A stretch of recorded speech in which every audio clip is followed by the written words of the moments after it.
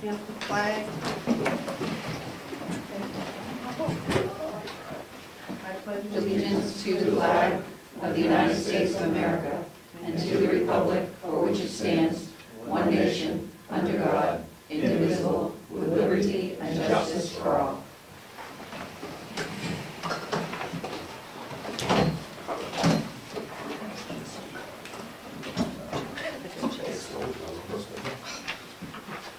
haven't even shared it. Minutes from the last meeting.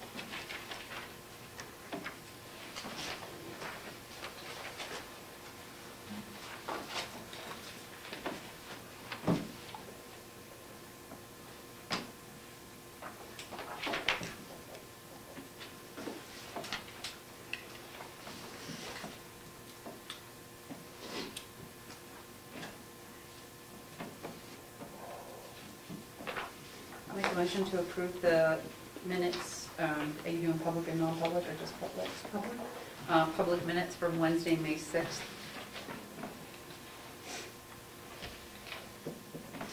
Second. All in favor? Aye. Aye. Aye.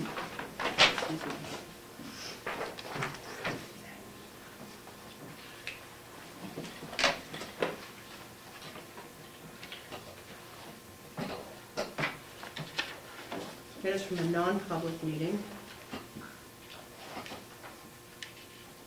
I make a motion to approve the minutes from the non-public meeting of Wednesday, May 6th. Second. All in favor? Aye. Aye. Aye. Visitors, public comment? Hi. My name's Andrew Pitts. I got a second graders going into third grade, and I've heard that there's going to be 57 students and only 2 teachers for third grade. I was wondering what's going to happen with that, as far as that's quite a few children in each class, I believe. Mr. Dresser, do you want to address that now? Yep, we plan on maintaining the 2 teachers in that grade level. We don't plan on moving teachers from the lower grades into those upper grades, Well, nor hiring additional staff. I just think that 30 children in the classroom is quite a bit. And from what I've been reading, looking up when I heard of this, and I believe it's supposed to be learn to read up to third grade, and then after that it's supposed to be, read to learn. Where these kids are still, learning to read, etc. I don't know, I just think that, I got some notes here where some third grade statistics that I've seen is if you fall behind by the end of third grade year, that's your, you fall behind potentially through high school. And because we can't hire another teacher, I don't want my kid to fall behind all the way through high school. I don't think that's really acceptable, actually. So that's what I've got to say, and that's what I have to say. Thank you. Judy? I've been looking up some things about this also, and under 30301C, under school board duties, they need to provide through documented planning and public meetings and quorum votes, accommodation for all pupils in approved schools or other facilities in accordance with state law. If you go to 30617, these are all from the Code of Administrative Rules too. Grades 3 through 5 does say 30 students or fewer, but it also says, provided that each school shall strive to achieve the class size of 25 students or fewer. And then if you go to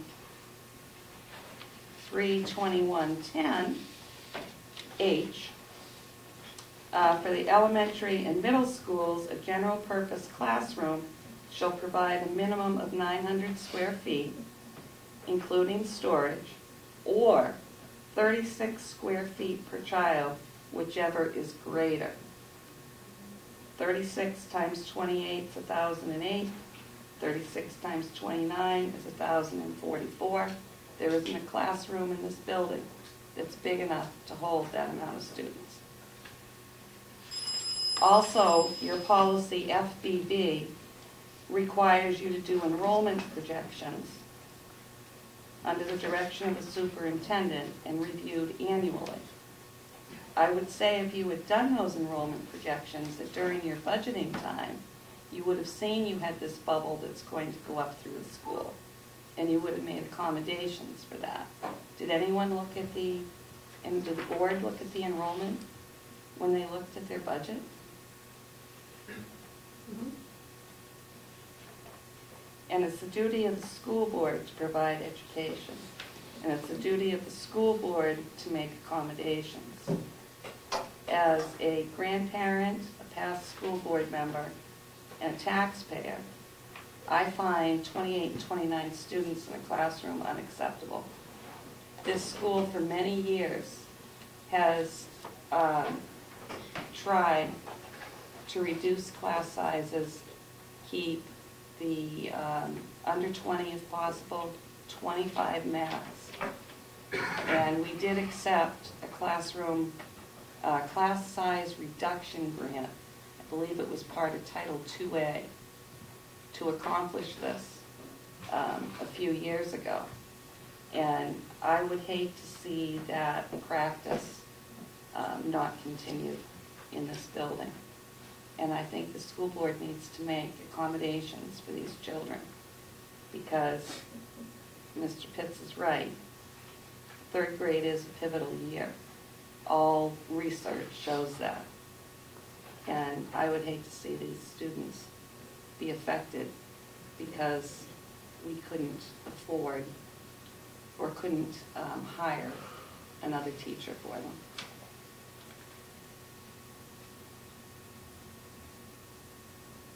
Thank you, Judy. I printed that out as well because I did have a question about the space. So that's something we need to put on the agenda to discuss, please. Thank you. Couple more questions. Hi. Good evening. My name's Dave Lee, and many of you don't know me. But I've had an opportunity to participate in the school board meeting in past years, and found it to be a very productive and informative time for me. It's been several years since I've been here, and the reason I'm here tonight is to make a comment on what I saw on the PIC channel last week.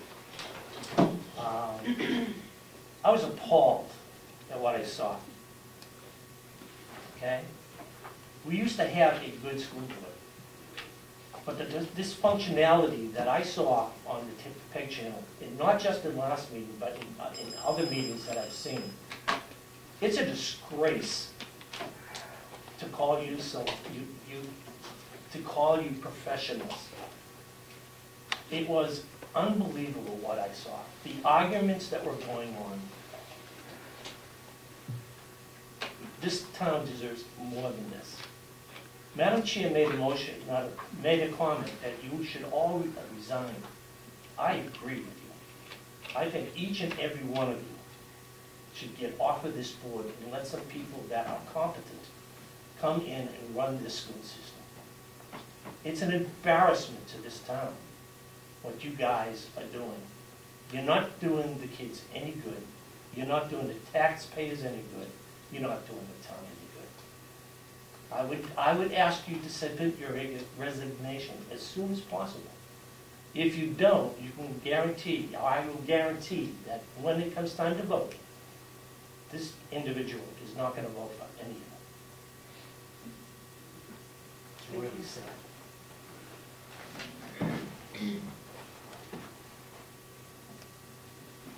I just have a comment to make, actually. Nicole Gallagher, I have a kid going into 3rd grade as well, and I just wondering if you guys are gonna take our opinions about this whole matter, about 60 kids into 2 classrooms.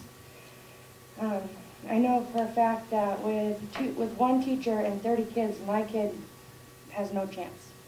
He will definitely be staying back again this year, and I don't know how he'll be doing next year, so. I'm really asking you guys to take in consideration of how we feel as well. That's all I have to say. Thank you.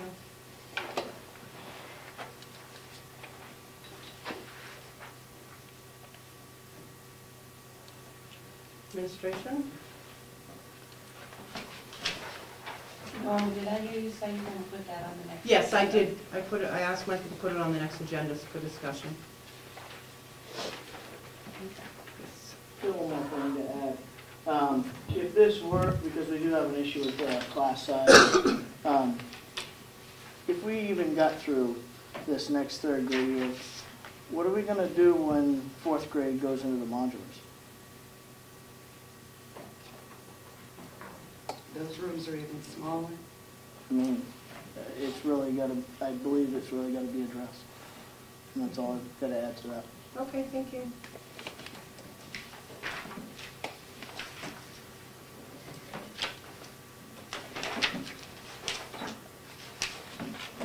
Curriculum coordinator report. So the work is still progressing on curriculum writing. Have actually some questions after the staff meeting today from several teachers on the summer work and how it's going to be designed. So the good news is 13 teachers from the fall school have signed up for that curriculum work over the summer. I just completed a report from Mr. Gregoire on where every grade is at on the curriculum work itself. Any questions on that part? No? We are still using Zaption, and Zaption is a tool that actually uses video, and you can stop the video and put in questions. And Mr. Gregoire has been using that for a PD for some staff development during his staff time.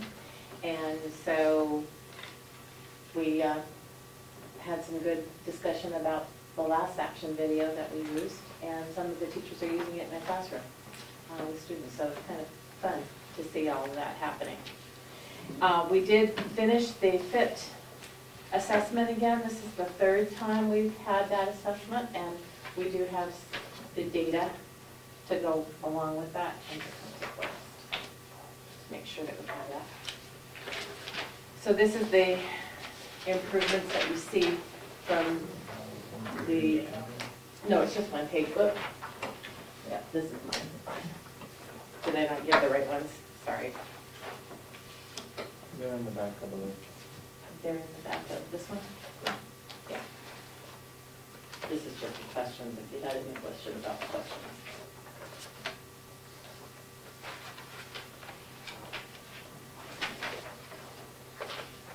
So Pitt was an outside assessor that came in and actually asked the staff questions about how things are going. And these are our results that are coming around. It's easier to see in a graph form, I think.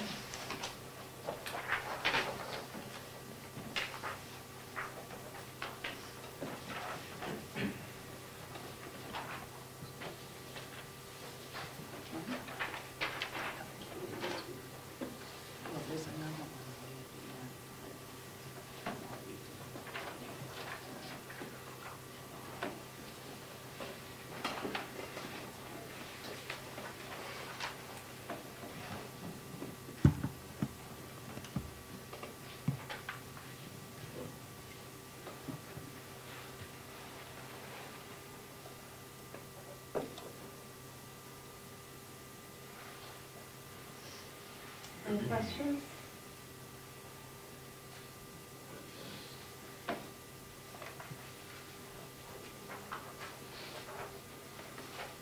We're finishing our, we started testing for NWEA spring testing, which is the measure of academic progress, is the test.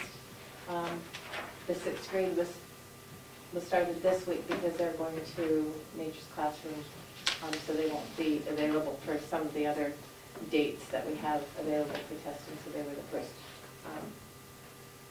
grade tested. And we will give you those results in the next June meeting. The second June meeting on the NWEA test.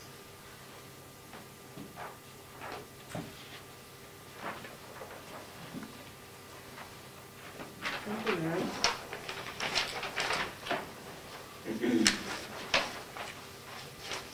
Student services report.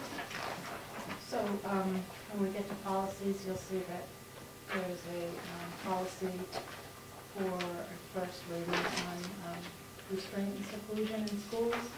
That's a result of the law that was passed, the new law that was passed September 2014, and it just, the law really tries to define seclusion and restraint more clearly, so that we're being more careful about how we use restraint and seclusion with our kids. So I'll talk more about that when the policy is in front of you. The preschool lottery is tonight. We only had 2 letters. So when we get to that point, we'll still draw. We have a large amount of referrals for our 3-year-old program. So those 2 people who have requested will still have to be put on a wait list until we see where the referrals end up, which will probably be in June that we'll know that our letter result.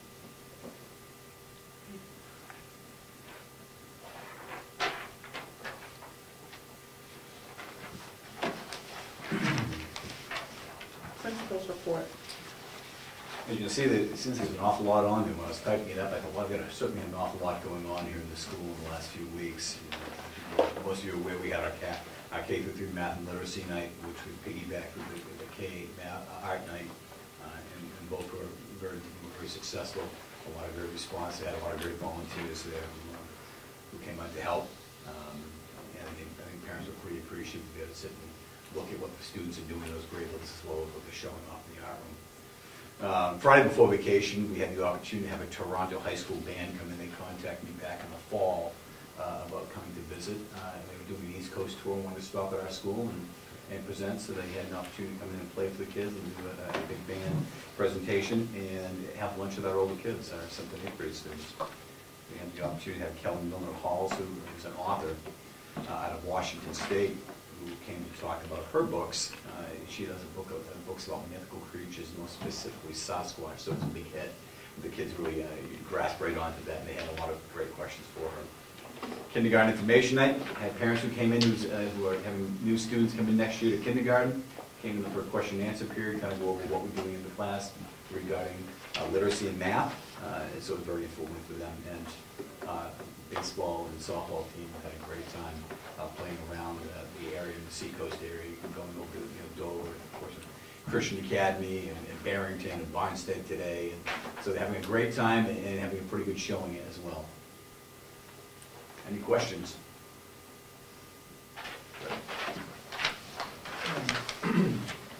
On the discipline side of things, looking at our PBIS program and looking at the PBIS fund run, it went off without a hitch. There were no issues. We had a couple board members out there helping out. It was, everybody who participated enjoyed it. They're already asking when it's going to be done again. We started looking at some dates and earmarking them. It was a good success. And that is thanks to the runners as well as the sponsors who helped us get it off the ground. So we really do look forward to doing this again next year. We have a date set. I'm just going to make sure we look at the calendar, make sure everything's set up, and we'll probably be releasing that fairly shortly here with some input that we had from some of the participants on what we could do to maybe improve it just a little bit. And then looking at the discipline report, you can see there was a small spike in behavior over April. Some of that, I think, has to do with the break coming up, getting antsy. End of the school year, we did have an increase in bus referrals. We had a decrease in repeat offenders, though, looking at that. Some of these students were new to the office for their first time the entire year. And I think that's just, again, it's a long winter. They're just amped up a little bit. But I think most of it was resolved, and I haven't seen some of those students again so far. Any questions on that? Yes. How many runners were at the? Yeah. We had 67 people that were officially timed. I believe the overall running number was 106, I believe. 106 participants ran. So that included walkers? Yes, runners and walkers, 106. In between the 1 mile run with the students, or the younger children, and the 5K with the adults. So it was about 106 participants, I believe. Yes, it was great. That's good for a first run. And that's, the timekeeper was amazed at how well we had it organized. She couldn't believe it was our first race. She said it was great, it worked out well. Like I said, we had a couple small things, like our arrows weren't bright enough, so we probably use a pink paper or yellow paper next time with a black arrow, so they can see the course better. And one of the other things that was brought up, what it might be nice, is halfway down the course, going up Rhines Road, when you come down, there's that beautiful hill that would be perfect for photography, shooting up, so that you could get more individual photos to post. But overall, we did a good job of photos. Actually, Miss Martin took a lot of photos for us. And when I say a lot, she took over 2,000 photos. It took me quite a few nights to edit it down to about 400 that weren't all duplicates, because we had photos upon photos upon photos. So I went through and just slowly got it down, and we were streaming those on the TV for a while. What we hope to do is be able to make some of those available at some point, at least if not the one at the finish line where we had all the participants had a photo with the sign that was made that's currently hanging up in the gym right now. It's up on the wall, the sponsors. So, Nice. It's great community building. yeah, It's a great event. Yeah, it's a lot of fun.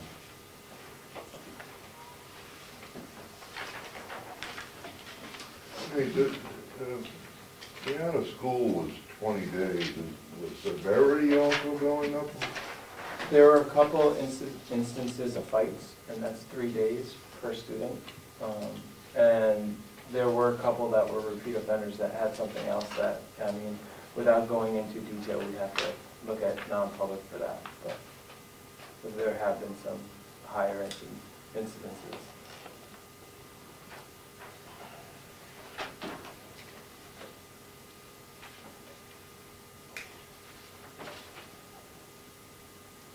Thank you. Michael, SAU 64. Thank you, Madam Chair. First item is I'd like to give the board an update on the residency forms. As of today, we're still missing 12. I had sent a letter to parents who still have not turned in their residency forms, notifying them that as of this Friday, May 22nd, they will be unenrolled in Spalding. I made those arrangements with Superintendent Hopkins. Once that letter went out, we did receive some forms which brought us to the number that I stated as of today, which is 12. I asked Mr. Gregoire to send a similar letter to all school parents around residency regarding missing forms, and then as of this Friday, those students will be unenrolled as well. And some forms have been coming in, but not all of them. What's the code for Paul School? 314. 14 families. Individuals.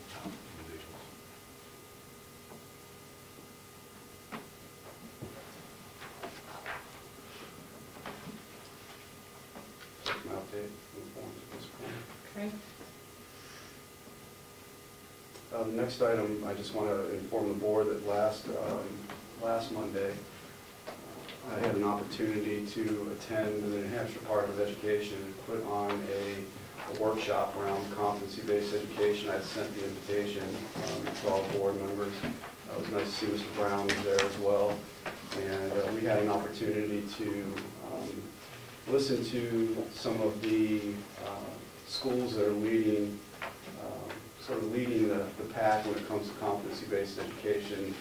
There was a presentation from, originally it was from the Sanborn Regional School District, which has been leading competency-based education in the state for about 8 years now. There's also a student panel from Pittsfield School District. It was nice. There was probably 6 to 8 seniors that were up there. It was answering questions and really describing their experience with competency-based education in the schools. Rose Colby, who is one of the lead consultants around competency-based education, also had given a presentation. And we also had an opportunity to see Senator Stiles as well as House Representative Ladd speak regarding PACE initiative and competency-based education, and on their panel also sat the chair of the Pittsfield School Board, and that was moderated by Bill Duncan, who's on the State Board of Education. So it was nice to see quite a mix of opinions and related experiences to competency-based education, particularly around the PACE initiative that is underway in the state at this point. So it was nice. It was probably, I don't know, see what you think, 300-400 people over there. It's pretty packed. A variety of school board members, teachers, administrators. It was one of the best that I've attended, I must say. It gave plenty of information, so I just want to give the board some information on that. Well, Is Mr. Duncan, is he the same guy that came out of Washington, D.C.? Is he the? No, that's Arnie. Arnie Duncan, okay. Arnie's secretary. And how does all this encourage individualism and independence here in our school district? It actually encourages it highly. It moves directly in the direction of personalized learning and individuality when it comes to education. It's a great movement. Once competencies came into the state, that movement began, and now it's really taken flight, particularly around assessments that are based on competencies and locally designed, which is the PACE initiative. So I'm very pleased with the direction that the state is moving in when it comes to competency education, and it's part of my vision of this district as well as Milton, and we're moving in that direction because it does really focus heavily on personalized learning and individual education. So it's raising the bar? In my opinion, it is, and it's also it really does tie into what people have been saying around local control. It gives local districts the opportunity to design their assessments based on competencies and design teachers. It gives teachers more flexibility around designing their lessons based on competencies and really focusing on performance tasks compared to multiple choice questions and what we've all been accustomed to in education. In my opinion, it's a nice movement forward. So is it your opinion that it's not a guidebook handed down from the federal government? Not at all. It's actually the opposite. I don't know, Ms. Brown, do you want to comment on any of your experience there, or maybe your opinion after hearing some of that information, Mr. Fogg's question? What I witnessed is it seems to minimize standards. Competencies, as I witnessed, it just lowers the whole situation. What they do is they form a committee. 10 students are on, 10 students, 6 teachers, 3 committee members, all have voting authority. There are 2 or 3 administrators who do not have voting authority but have veto authority. And I believe this was Pittsfield, I believe. Not one item was vetoed. one of the things that the students voted on was they wanted to wear hats to school. So part of it, apparently, they were taught that not only that we want to wear hats, but why we want to wear hats. So they're now wearing hats in school. Another example was given was that some students don't like the classroom environment. So for one of their 3 English units that they're required to for graduation, the students are actually building a greenhouse, which the competencies are going to allow them to pass that unit of English by building a greenhouse. So if anything that I took away from that seminar, this is not good for the children. It's lowering, minimizing every student. Basically the students are dictating what they're going to do, and it lowers the competency. The competencies lower it so that basically the children can get credit if they want to build a greenhouse for English. Now granted, a greenhouse would be a thing, and therefore it's a noun, so I guess that meets the competencies. Competency education is not going to be good for children in the town of Wakefield. Absolutely not. Madam Chair. Yes. So obviously, Mr. Brown and I are on complete different spectrums on our opinions regarding competency-based education.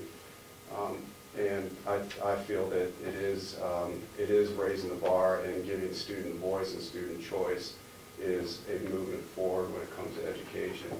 And I've experienced firsthand from students that have built a greenhouse and are actually growing vegetables that are being fed to school students at a school. This is happening at Newt, where we have some of our students that have struggled in the past with gaining credit, as well as students that have felt they haven't been challenged in the past gaining credits through construction of a greenhouse and the type of learning that happens in a natural environment such as a greenhouse. So I just want to comment that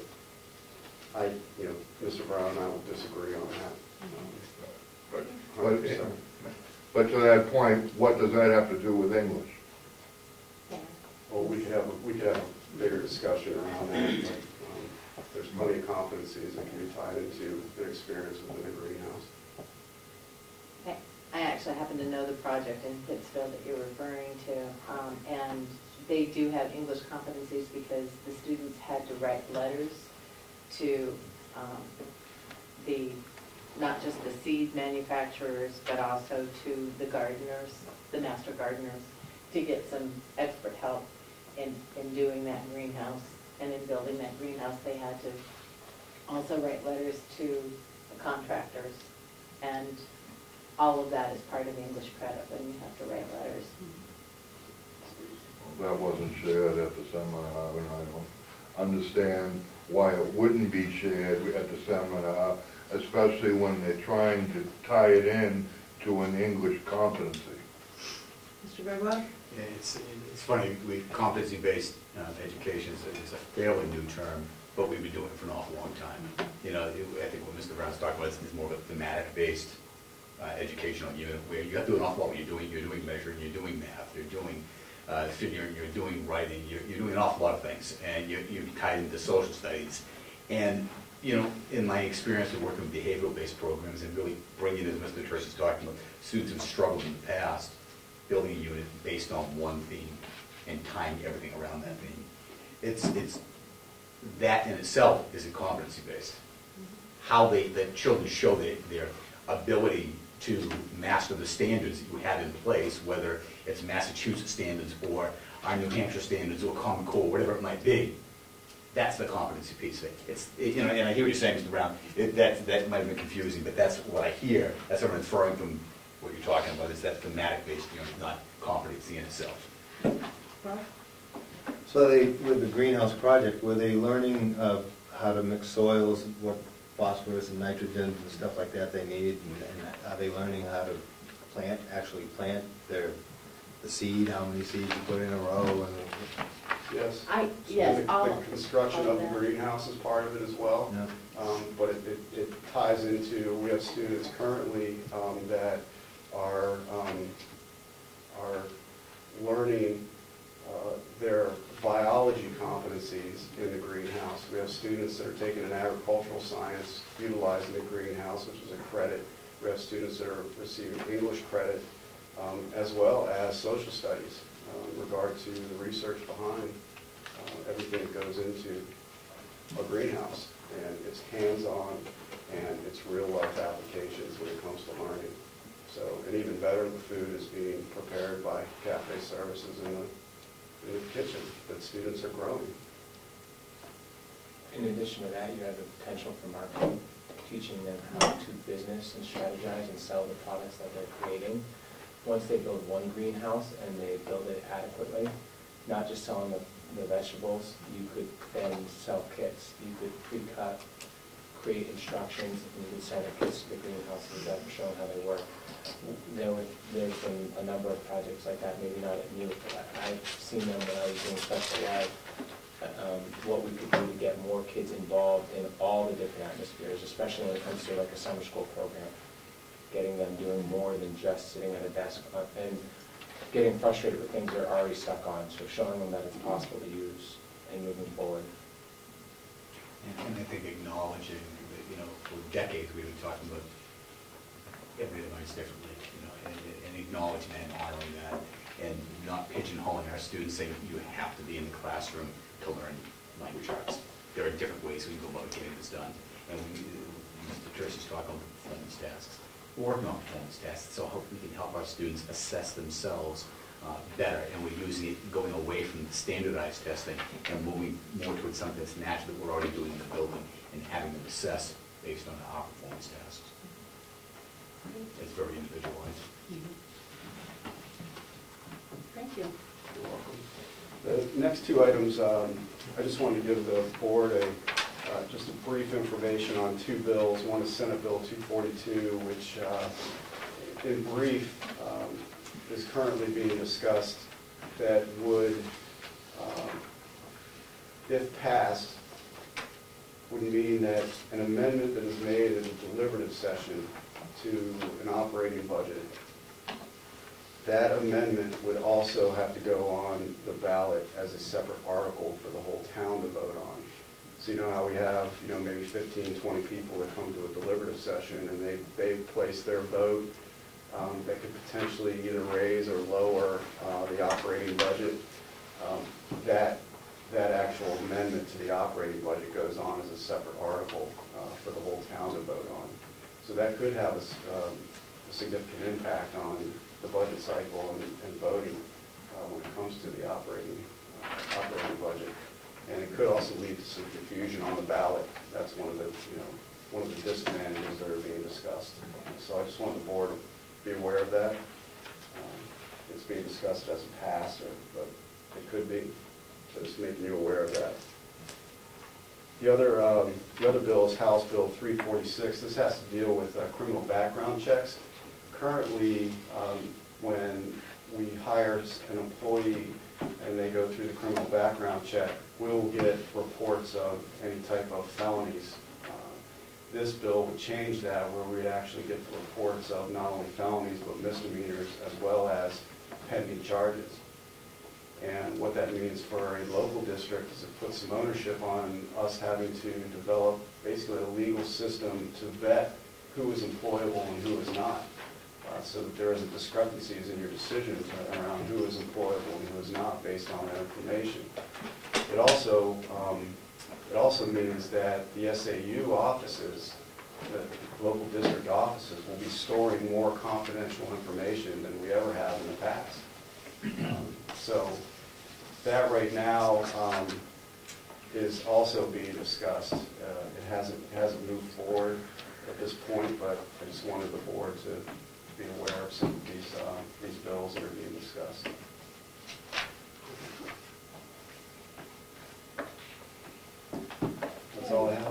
Thank you. New business preschool lottery. So there's two names in here, so that someone on the board pick. Did last time.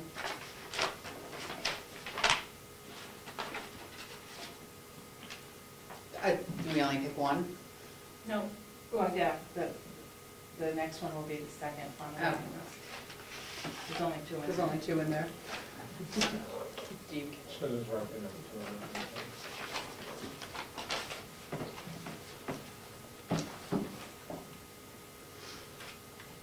We'll notify those families. Okay. What was the capacity that we were looking for? What was the number of applicants we were looking for? I mean, wasn't there? capacity is 12 students. We currently, our 3-year-old program has 9 identified and 1 non-identified. We have, I believe, 4 referrals right now. Those referrals the evaluations will be completed within the next few weeks. So we'll know if we have any more of the identified students coming in for a 3-year-old program. So are you nearing the capacity of the classroom now? Yes.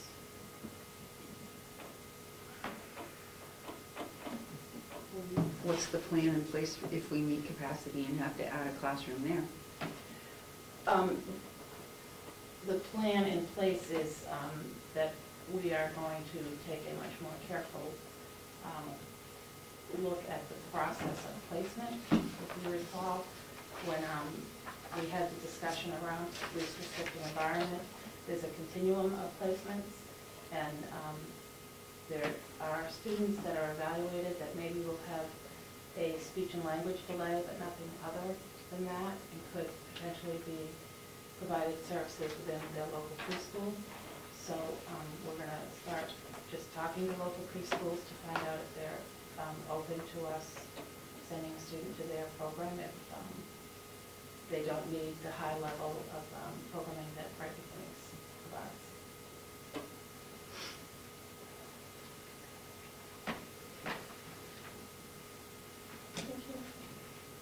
Summer meetings.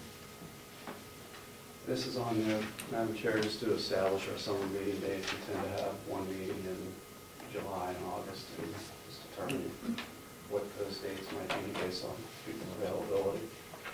Okay.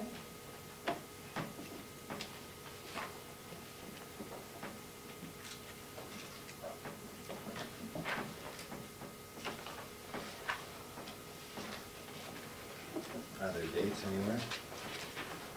Well, you have the option of July 1st and July 15th. For July, I'm not available on the 1st. I'll be out of town at a conference. So is 15th? That Does that work for everyone? Okay. Mm-hmm.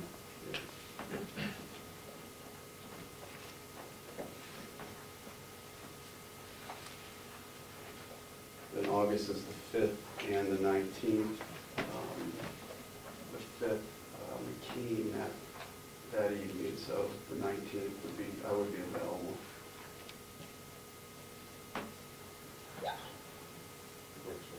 Works for me. Works for me.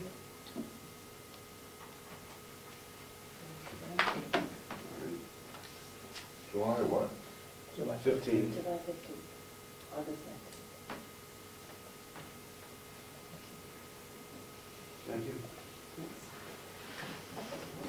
Federal grant assurances. Madam Chair, this, as of last year, is bringing these assurances forward. These are general assurances for our federal entitlements, and there hasn't been any changes to the wording as to what was approved last year. I'm just looking for board approval for my signature, so I can send these in. Need a motion on that, Mr. Chairman? Yes, please. I make a motion to Michael to sign and send in the general assurances for FY 2016. I'll second that. All in favor? Aye. Aye. Aye. Against? Opposed?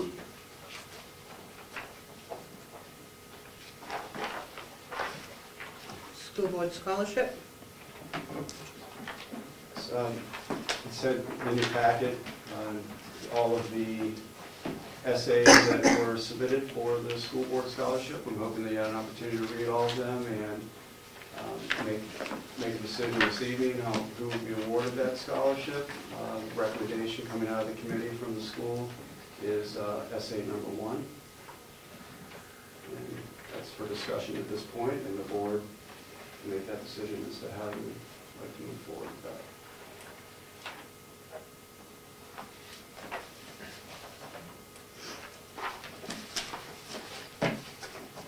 I'd like to make a motion to recommend essay number 3. Actually, as I read all 5 of them, it seemed like essay number 3 addressed the question more than the individual's achievements. Seems like this student put some thought into the question and recognized the fact that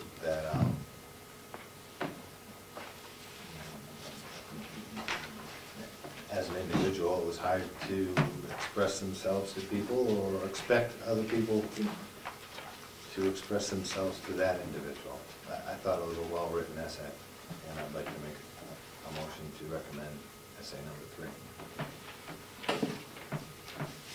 Give a second on that.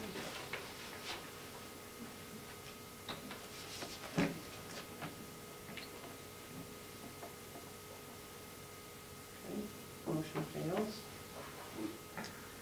Steve? Would it be best to just write down 3 choices, 1, 2, and 3, and then whoever gets the lowest score, that would be the winning essay? So you get, if you had 5 ones, that person would have 5 points. Person in 3rd place would have 15. That's why if you do it with the least, your number 1 choice would have the fewest points. That might be a way to just. Bonnie? I guess I read these because I thought we were reading on them, but I thought we were going by the I thought we all voted to go, that we all wanted to read them and everything, but we wanted to go with the recommendation of the committee that we submitted. Is that not, I just, why would we have a committee read over them if we were gonna? I think the policy that we went over and hammered on did suggest that we would want to consider the recommendation from the committee.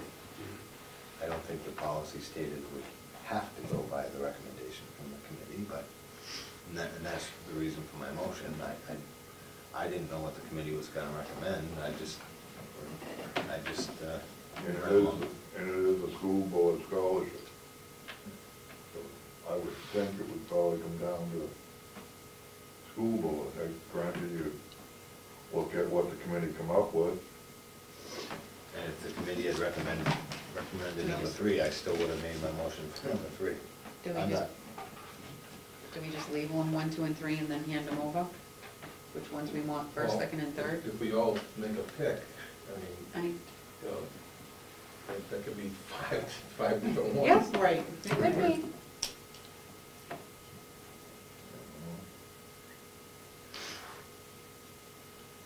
Well, it's important to get this taken care of this evening because I believe on the 27th is graduation. Right? Is it the 27th or the day? I think it recognized it as our 8th grade celebration here.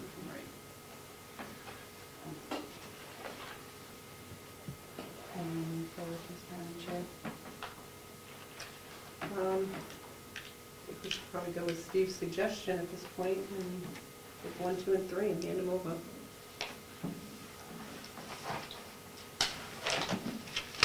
Or somebody can make a motion to recommend or accept the recommendation of the committee. That's not. Do you want to make that motion? No, I don't want to. But I was kind of curious where the question Who generated the question again? Was that? Committee. Maybe next time we'd all submit a question to be considered, and then we can go on the question, and then let the committee take it from there, maybe? This kind of, the question itself kind of encourages people to be secretive. All right, so how do you do this? Just label them 1, 2, and 3? I can do it this way. Perfect. Essay number 1. We'll go around the table. Mr. Brown, what was your ranking for essay number 1? Bob? I didn't put them in order, or I just decided which one I liked the most, and I put it on top, so essay number 1, I guess, I would say would be number 2, in my opinion. Okay. 1. 1. 2. Essay number 2, Mr. Brown? 3. Rob? I guess I'm pretty confused. We're asking for the position. What do you rank essay number 2 as, out of 5? Oh, okay. Number 2 would be number 2. You had number 1 as Number number 2. 2. Well, then, 2.5. I guess I would have to say 3.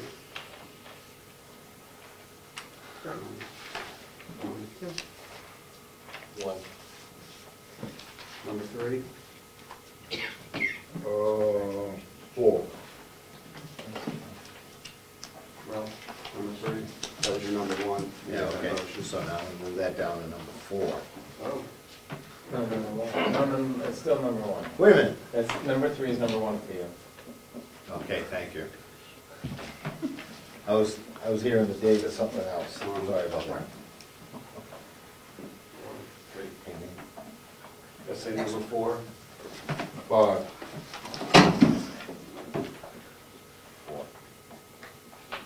2. 2. Essay number 5? 1. That would leave, that is number 5 for you, Ralph. Thank you.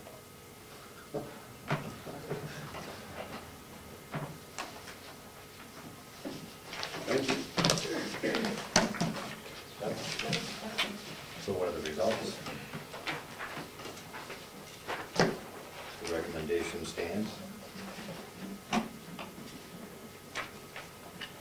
Yes, clearly, essay number 1. That's number 1. Congratulations to the essayist. Very good job. As far as the folks that did this, I think we should all recognize those students at some point and congratulate them for their achievements, and maybe they didn't get the scholarship, but they certainly, I think, they need to all be recognized as getting to that point.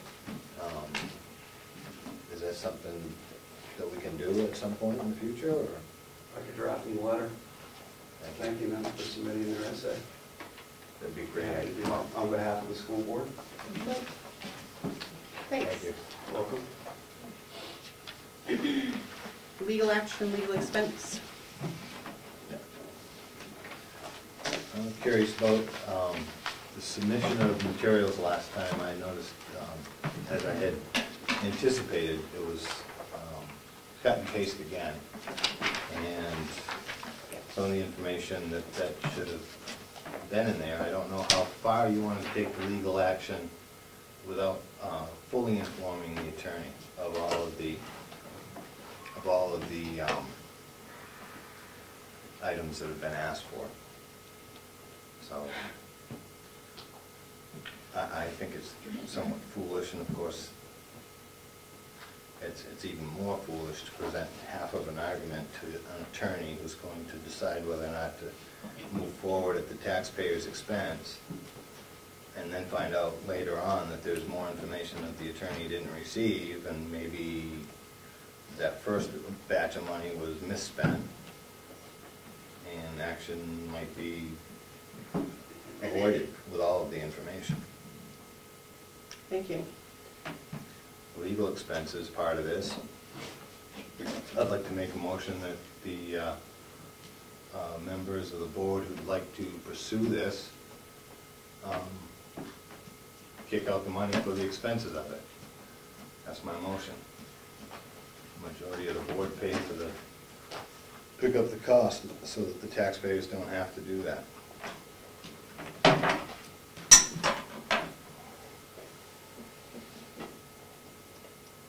From what I witnessed in the information, I'll second that motion. All in favor? No discussion? I think it's, All in favor? you're not entertaining discussion, I'm not entertaining discussion. This has gone to legal. We'll wait to see what she comes back with. so you have no response to I that? have absolutely no response. All in favor? Move the question. I am in favor. All opposed? Aye. Aye. Policies. BHE, school board use of email for discussion. Should be another policy that seems to be ignored or overlooked. Pretty straightforward. I know not in the so distant past, I had made a motion that had gotten seconded and discussed, and we'd all voted in the affirmative to abide by the policies as they're written until a certain time when certain policies are discussed and changed.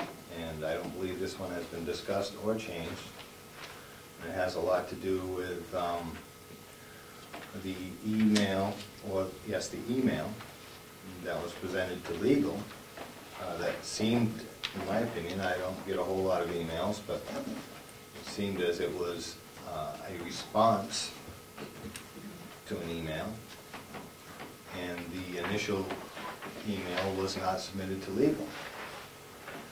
This policy clearly states that if we're going to use an email to communicate to a quorum of the board, and that action is taken in the district and for the school, it needs to be considered a public document for the purposes of the right to know law.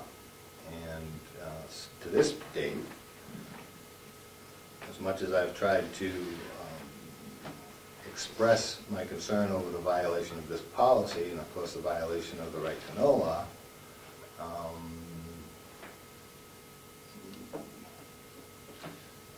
my calls have been ignored.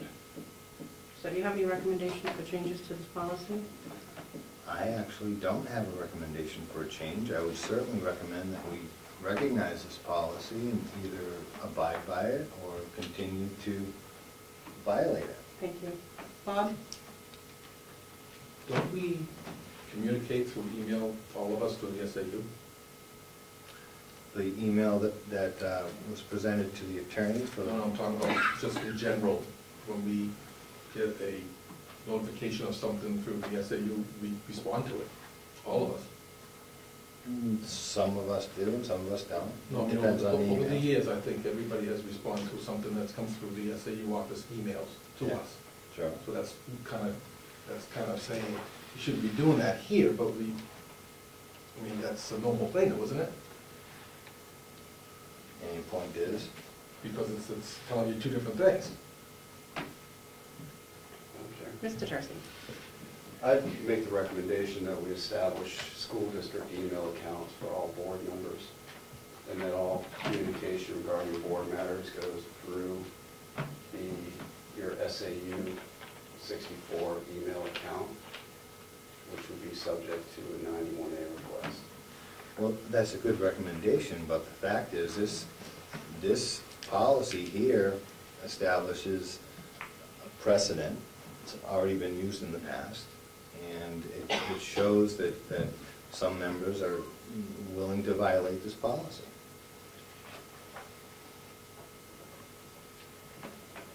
Bonnie?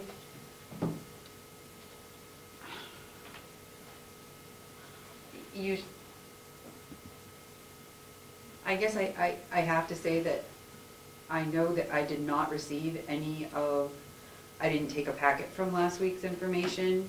I didn't receive an email about anything that was sent to legal last week. So you said that we broke policy last week, and I am telling you that I know that I knowingly did not break policy last week, BHE. I have not had email communications in regards to anything to do with last week's situation, and I will not. So I guess I'm asking which law or which policy and how are you accusing us of breaking it last week? Well, I hope I said some board members, as far as my leveling an accusation. Okay. And the email that was presented as a historical document was drawn up on April 15th, the morning of April 15th's meeting, and was presented in non-public. And it came from a email address that the chair had been using since July 29th, 2013 for official school board business. Up until a certain point, not so many months ago, that was the only email address that she had been conducting school board business with. Okay, again, we're not getting into this discussion. We're moving on. Would anybody like to make Mr. Tercey's recommendation to set up school board emails through the SAU? Can I get a motion for that? Make that motion. Can I get a second? I'll second. All in favor? Aye. Aye. Isn't that already been the practice? All opposed? I'm not opposed to that. All opposed? So are you in favor of it? I just said I'm not opposed to it. Thank you. Moving on. JKAA, use of child restraints and seclusion for the first reading. She's gonna help us out with this. So this policy, as I said, is a result of a law, a new law that was passed in September. It's brought a lot of concern to schools and a lot of discussion around it, because when it was first brought to the attention of schools, it felt like staff couldn't do anything in terms of touching kids that were unsafe. And so we've gotten some real good guidance through Woodson and Drummond around the policy. In fact, the policy that I've presented to you was written by Woodson and Drummond. What it does is it defines restraint. Who are they? Woodson and Drummond is just a firm that works with the Special Ed Directors Association and makes recommendations around this type of thing. So it's not, we didn't seek attorneys to help us write this, but they made some recommendations, which I thought were really valid recommendations. So it defines what restraint is. And the concern around the definition is that you do not restrain a student unless it's imminent bodily harm or safety.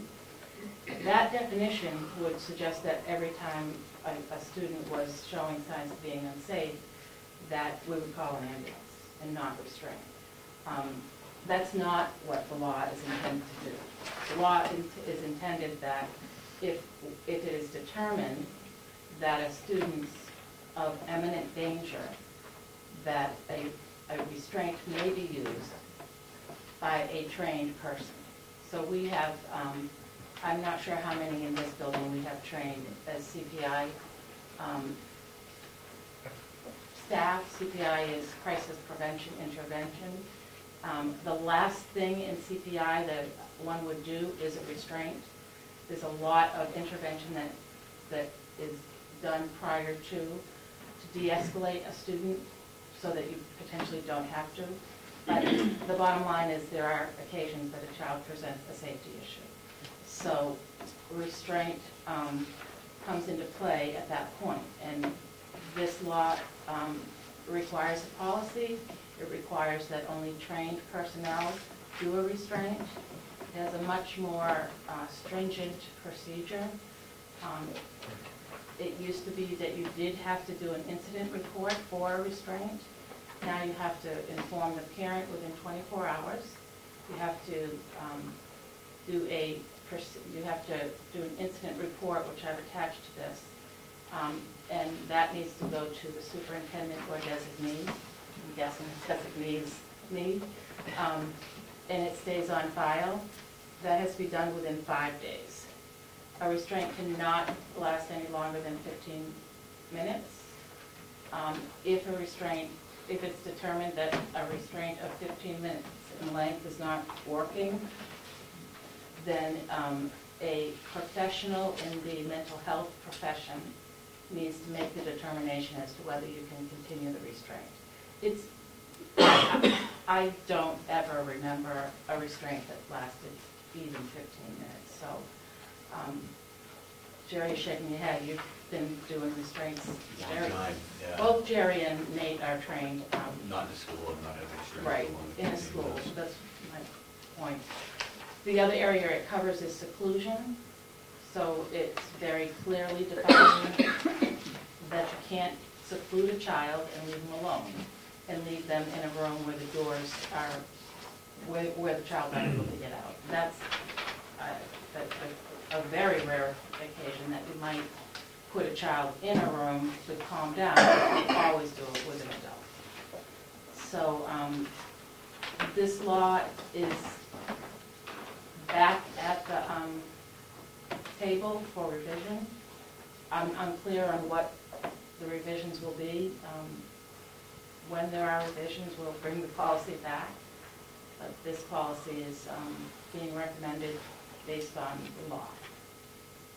As is. Mr. Brown? Who are active? We have actors here? I don't understand the term actor being used. It's how the law, the term actor is used in the law, and I did make a copy of the law for anyone who wants it. The actor is the person that is doing the restraining. They're referred in the law as actor. And it mentions a person from falling out of bed. I don't think we have any beds in the building. You're right, but this applies to residential placements. This law applies to private schools, residential schools, hospitals. It doesn't just apply to public schools. Yeah. And we do have That's this the in the nurse's office. Well, But that would apply to it. I mean, it's not a desk and it's not a chair. The seclusion piece I have a bit of a problem with. I mean, that's almost like holding someone against their will. The law specifically says that you have to have observation windows, and you also have to be able to be able to listen to the student, and they have to be watched constantly. I don't know if we have any room of that nature that you could do that, but I have a huge problem with the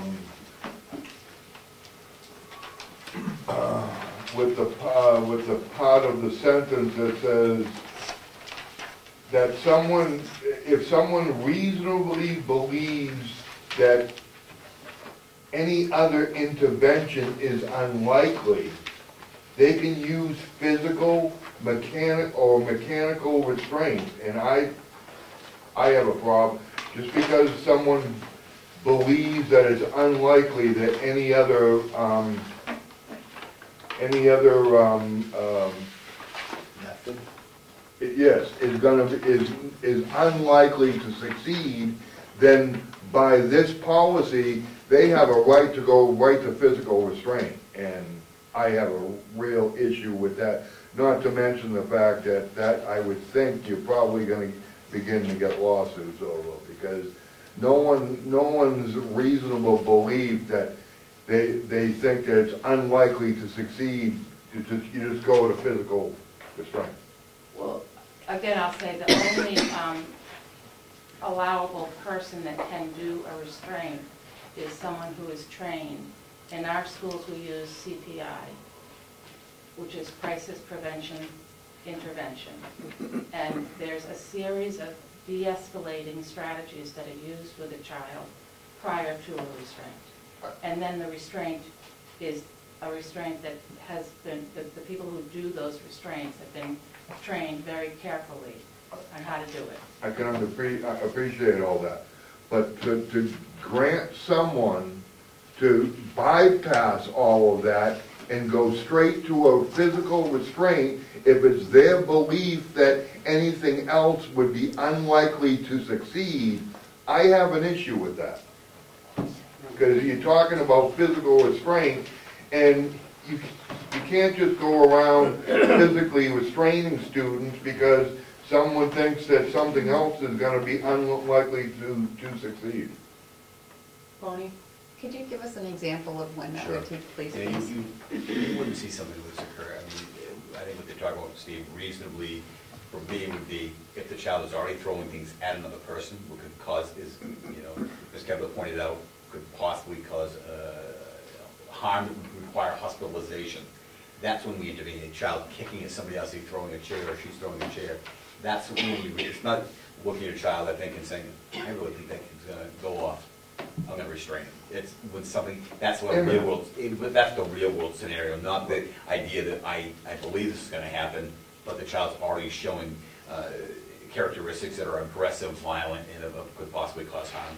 I understand all that, but what is stating in this policy says otherwise, that you can go straight to physical restraint.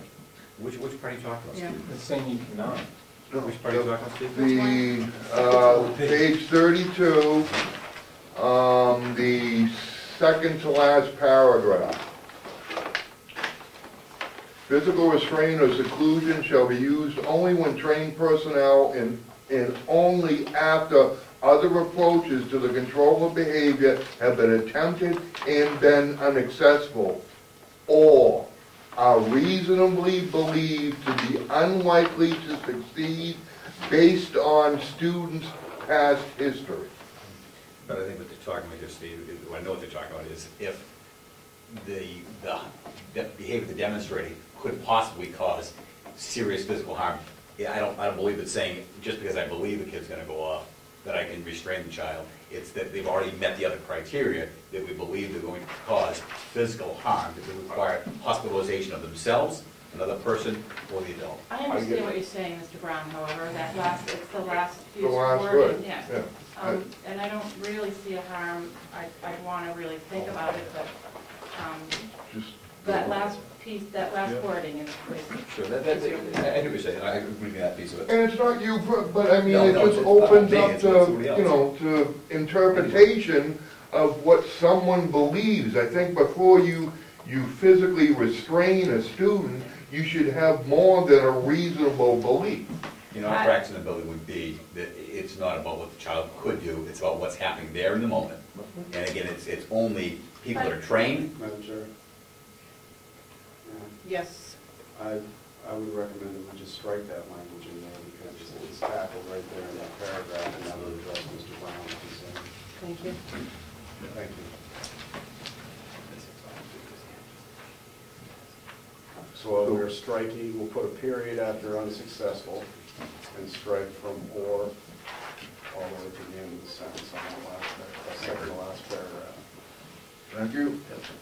Okay. And the other thing to add to that is that the administrators of both Paul School and Milton felt strongly that we need a committee of the trained personnel that are able to be called upon to make those kinds of decisions. So each school, Paul School will have a crisis intervention committee to start the school year so that we're making informed decisions. But then, like I said, I mean, I do have a problem with the seclusion piece. I think it, I don't think that's probably good for any child, really, for the most part, but. Seclusion cannot, a student, with regard to seclusion, a student cannot be a voluntary separation of a child from a stressful environment. I'm sorry, I'm reading what can happen for seclusion. So if we have a student that is in a stressful situation, and we know that removing them from the classroom and putting them in a quiet room is a way to intervene for that student. What we cannot do is leave them alone, and we cannot put them in a room that they cannot get out of on their own. That's what the seclusion piece to this is. Well, from what I got from the law is that you can place them in a room by themselves as long as you have observation windows and you can listen to what's being said in that room and that they're constantly watched during the entire seclusion period. But right from the law, you can put a kid into seclusion all by themselves, and I don't. But you have to be observing, and that child has to be able to leave that room on its own. And I just don't. Like you can't hold the door of a child that you put into a quiet room to de-escalate. By themselves. By themselves. And I just don't know if that's psychologically good for any child to be secluded by themselves. I think they should have, you know, A person with them. an adult, a teacher, a principal, or something in that room to maybe try to talk it out with them or whatever. I don't like the idea of seclusion whatsoever. I don't think it's good idea to put that practice in place. It's not a practice by any means, and we had to isolate a child who's been with two adults. Actually, we don't use one adult because that is a safety issue also, it's a liability. It's two adults. You know, we had to do it in a very rare, probably one time like 3 years here. But like I said, the law actually states that you can do this. We do not have the capacity, aside from putting a child in the room, holding the door closed, they have a seclusion. We don't have a seclusion room. We've had a child that we've isolated, whether it's in my office or somebody else's office, but it's always been with at least two adults. We don't leave children in a room. We're not going to walk the door and hold them in there, no, because I think that would be psychologically damaging. And that's not a practice in the building. But that's my that's my point is, you know, to have that part of a policy, that just, it's problematic for me.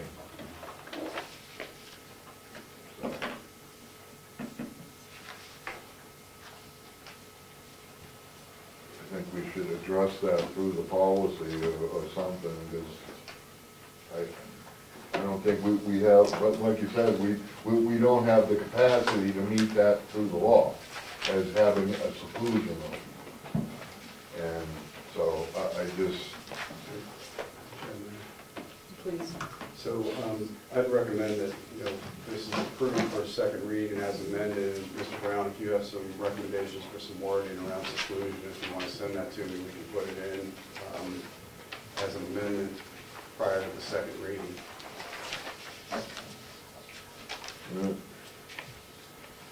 Motion? Yes. I'll make that motion. I'll second that. All in favor? Aye. All right. Aye. Opposed? Old business, bus sale, go ahead.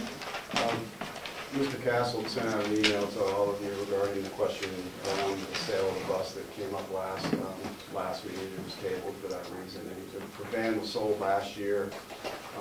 This is, I believe it's an 18-passenger bus, so it's a short bus that is not on the road at this point, and we're just looking to sell it. 14. The fuel pan has dropped out, and it's not worth repairing. So we're just looking for a sale on it. Is that go on Craigslist and the newspaper? How's that going to be handled? How to normally post it, sure. What fell out of it? The fuel pan.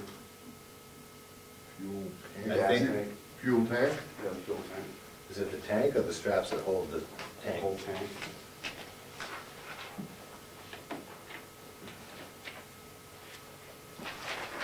Do you need a motion for that, Mr. Just with, sell the bus. I'll make a motion to allow Mr. Eldridge to sell the bus number 20, 14 passenger van. I'll second the discussion. Go ahead. It's going through the regular bid process. As we normally do, we'll bring any type of offers to the board, see what you want to take. All in favor? Aye. Aye. All right. Trustee the furnace? Yeah, there was questions around the furnace in the primary wing that had to be repaired.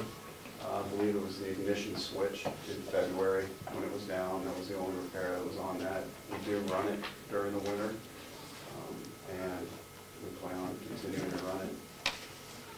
So that was a question around the furnace last meeting.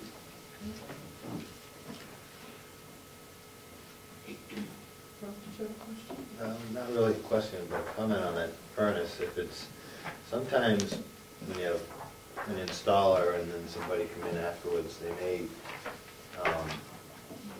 may be a circulator or a relay or something like that that may not be communicating with the unit itself. And not the original installer, but a new guy come in, try to work on it, figure it out. Is there a way of getting the original installer, have him tell us what he did with that when it happened? You know, sometimes all it is cross wiring. Somebody may replace the thermostat. Instead of putting the white and yellow where it belongs, they'd switch it around, and that could cause a lot of grief. And, you know, somebody coming in thinking everything's wired properly may try to fix it accordingly, and it just has some of the wires crossed, basically. So is there a way of getting the information, you know, as far as the original installation, or maybe a record of the history of the maintenance on the unit? Because looking at that unit, it's not in bad shape. It's not all that old. I mean, it should be running fine, but I have seen things where communication devices, circulators and relays and stuff like that just get cross-wired. So is it possible that we pull in the history on that? Bob? I happen to agree. I think that they need to sign off what they actually do, so there is some history to that.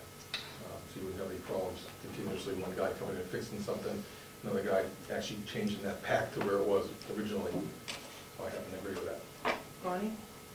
I think if you check with Joe, I think that there's a maintenance log, or there should be a maintenance log that should go back multiple years that should, I guess I wouldn't want to say that we don't already have that information, Ralph, but I would ask that maybe ask Joe to find out.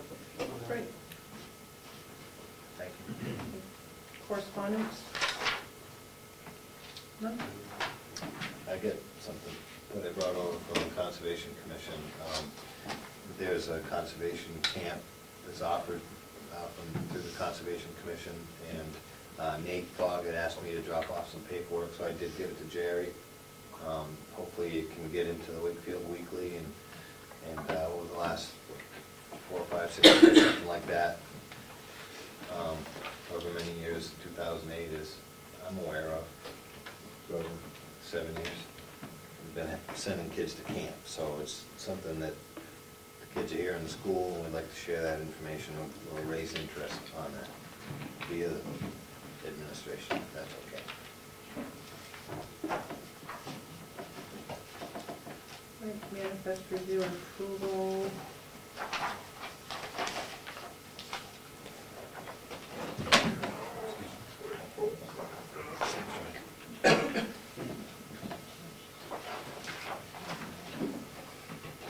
Tables in the next one. I know. I like that.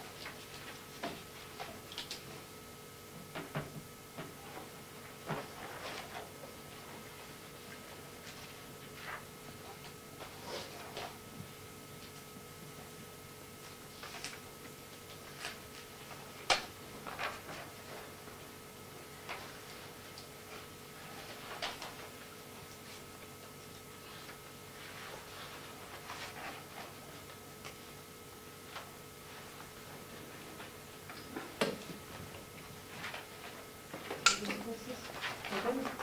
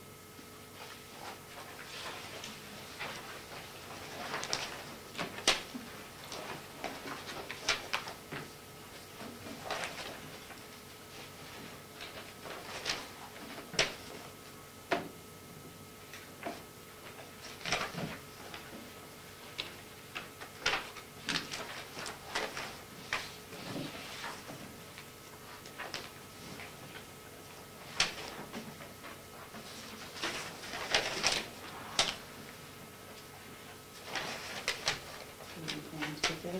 Yeah, this one. No, Washington Resort. It is That's for the, stay for their New Hampshire. Principals Association. Okay. How long is the stay? 2 nights. What do you want, know the whole form? Wow. How many of you are going? Just 2 of you? 2 of us. I don't want to go. So, must be a big rule.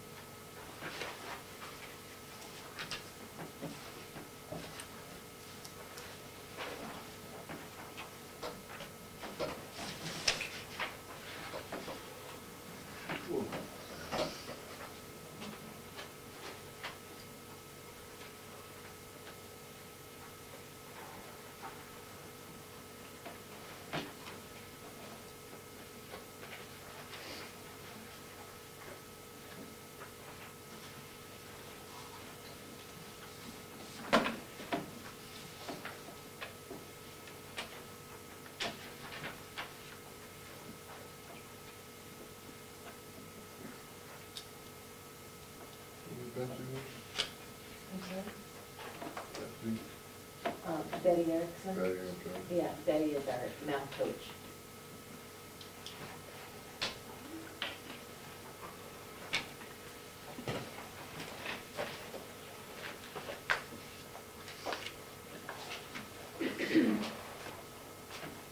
Pardon me.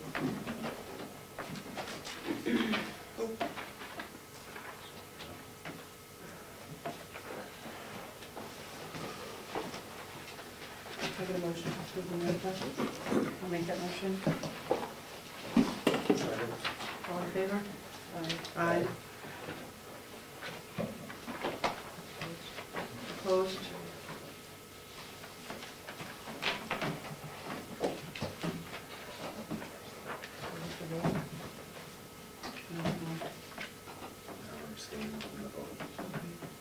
Steve, were you approving or?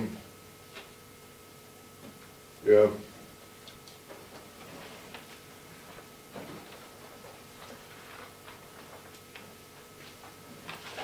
Public comment? Priscilla?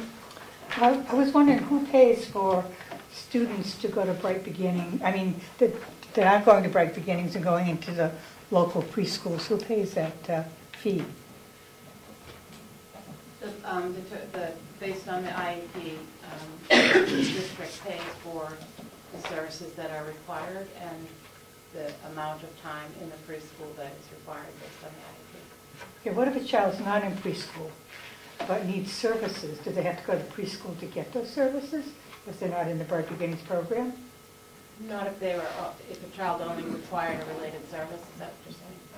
A speech service or? They would go to their home, or who would they go? That could happen, or the student could come here. I would say more likely that they would go to the home. So have you budgeted for that additional expense, or does that come out of IDEA?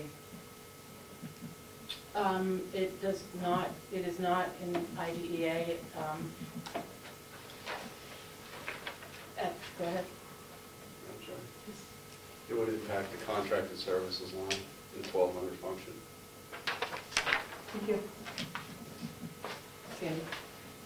On the Senate Bill 242 that they're proposing, would the proposed budget still be on the warrant article as well as the amended?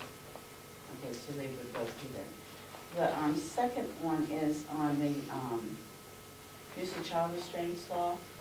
Are we allowed to deviate from the law and create that, a law that, you know, a policy that fits our needs, or do we have to adhere to the law? Yes. All of our policies have to follow the law specifically. So if you deleted something, you could possibly be considered not in compliance with the law? Correct. Okay. And then my last one was the federal grant assurance. I was just curious why two school board members voted against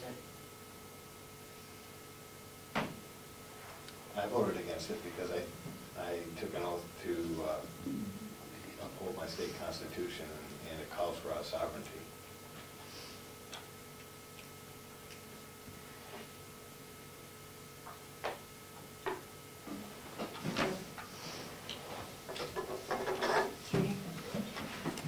I had raised a concern last fall about the metal and wood debris pile that's out in this piece of land by the building. And I noticed Monday night when I went by there, it still has not been removed. It is dangerous if kids go over there. They could get cut on the metal. If there's nails in that wood, you could have a problem. And I want to know why it hasn't been removed. It was last fall I brought it to your attention. I remember you bringing it to our That actually attention. came up a few It times. did come up a couple times. Mr. Tursky, can you address that? Yes, we're actually going to be bringing a board full list of end of the year facilities needs, and that's going to be part of that list. And a cost will be associated with it. Okay. And I was wondering how many kindergarten students, I think the word. Registration. Registrations. I want to say resignation. Little young for that. Registrations I can were have they? that for you at the next meeting. Could you have it for the Yep. next meeting? Judy, we'll get that for the next meeting. Okay, and also, you hear the term personalized learning. Seems to be coming up constantly over the at least last year that I've heard it, if not two.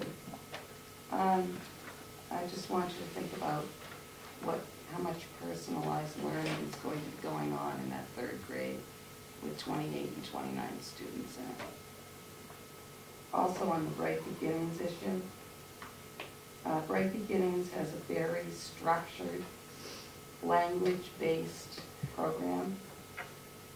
And I'm kind of concerned about taking the speech students out of it, because I think they're the ones that probably need that language-based program. And I was wondering, if you do that, are you going to supply the daycares or nursery schools with that language-based program? If a student is identified speech and language, and it is the language that is the impairment for the student, then it's very unlikely that their placement would be considered to be outside of the Bright Beginnings program. It's I probably said speech because it's my background. I'm really referring to any student that's identified with a disability that can be addressed through a related service without the degree of intensity that Bright Beginnings provides. It's only an alternative if we reach capacity. It's not that we're looking at doing that right now. It's if we reach capacity, and we have to determine placements for students. Go ahead. You might want to find out the weight of the bus and what the value would be for salvage also, so that you can compare it when you get those bids. And I'm curious why we keep having tuition requests in non-public if we've gone to a lottery system.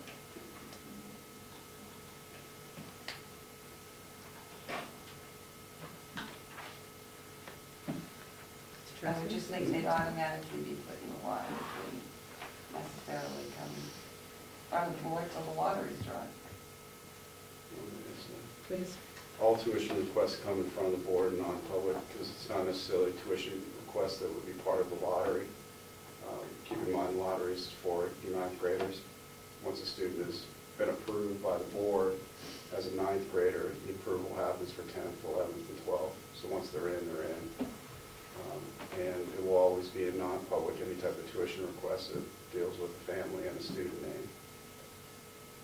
Yeah, I was just curious why they even be requested, just if it's automatic lottery, but there may be other situations. Yeah, there's other variables to take into consideration that the board has to make the decision on. Thank you. Thank you. So what? Does the board have a list of all the coaches and interventionists and consultants that are in and out of the school?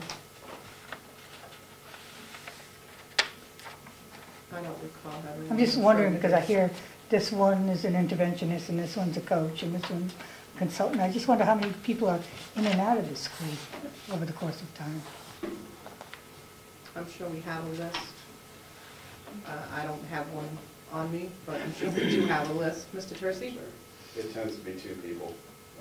Betty Erickson, who does our math intervention, actually three, Rob Kuziak might come in and do some math work as well, and Kevin Parks that comes in and helps us with our curriculum work. Those are really the only three that we hire out. So there's not a revolving door of consultants at the fall school. We tend to like to stick with the people that are effective. Because I've heard of others coming in throughout the year.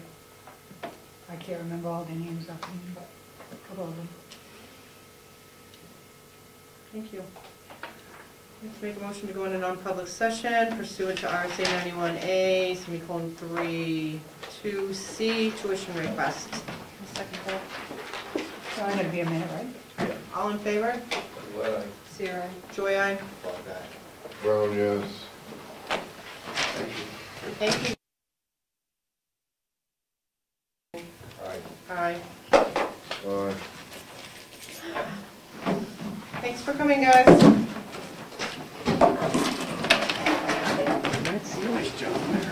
Were those minutes sealed? Were the minutes sealed? Were the minutes No. sealed? Yep. I work. I'm working with Mr. my. Churchy. I would not